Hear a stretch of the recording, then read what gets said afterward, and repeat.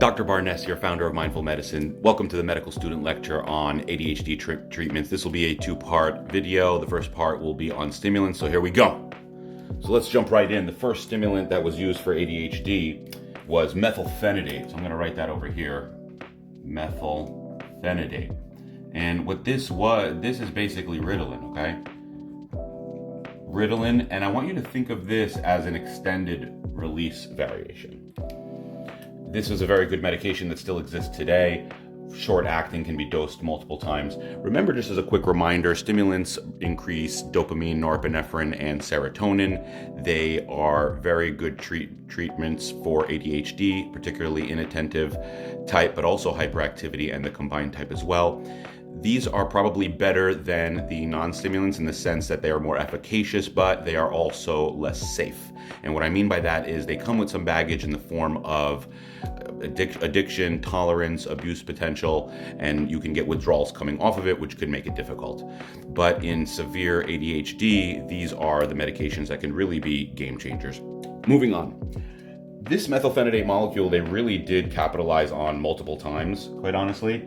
So what they did next was they take it and they made an extended variation of it. So they took the methylphenidate and they made an extended variation that was called Concerta. Okay, Concerta.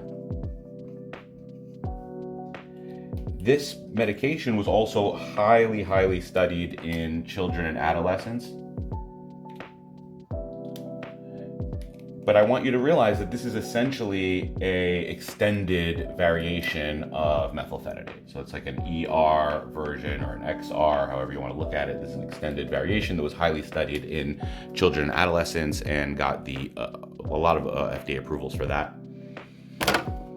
Excuse me. Now, moving on. We moved on from this medication, and when we realized that in adults and some other people, they needed something that was potentially more potent, that's where dexmethylphenidate comes in. That's called Focalin. They took a Dexyl group and they added it to it. So dexmethylphenidate. This is essentially Focalin. And Focalin comes in an immediate release and an extended release. We do this a lot in pharmacology. You make an isomer of a medication, or an enantiomer technically, and you can then create a new medication out of that. And that kind of refines the medication, generally makes it have less side effects, potentially stronger also. So that's what dexmethylphenidate was. Then it goes on and on. I mean, there's things like, and I'm just going to say it instead of writing it, but there's Daytrana, which was methylphenidate in a patch pill. There's Quilivan, which was an extended variation liquid methylphenidate, which I don't know how they did that kind of Harry Potter magic, but there was an extended variation liquid for children who couldn't swallow pills necessarily. Then they started creating racemic mixtures where they took both enantiomers and combined them in different ratios. So they would do like a 50-50 ratio or 80-20 ratio and create a new medication. And this was a way to capitalize on this molecule in different ways, change the pharmacokinetics of the medication, and essentially be able to refine it for different individuals. So all of that exists, and there's actually more than what I mentioned, but that covers majority of it. After that, marker. Hold on, let me grab another marker. After that is another category, Adderall. All right, Adderall. So Adderall is basically amphetamine.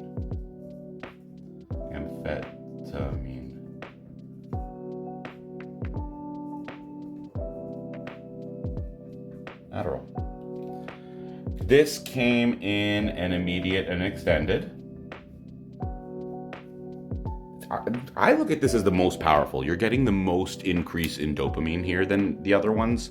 So this is the one that may be the best medication for difficult to treat ADHD, but would also be the one that has the most side effects potentially. So something to keep in mind with Adderall. Then what they did was, again, they created the isomers. They made a dextroamphetamine, which I'll write here. A dextroamphetamine, which was the enantiomer. And again, this came in an immediate and an extended as well. More strong variations. Then what I would say is maybe the gold standard, which I'll write down here, is Vyvanse. And Vyvanse is called lisdesamphetamine. Lis with an F. Desamphetamine. You get the point. Okay.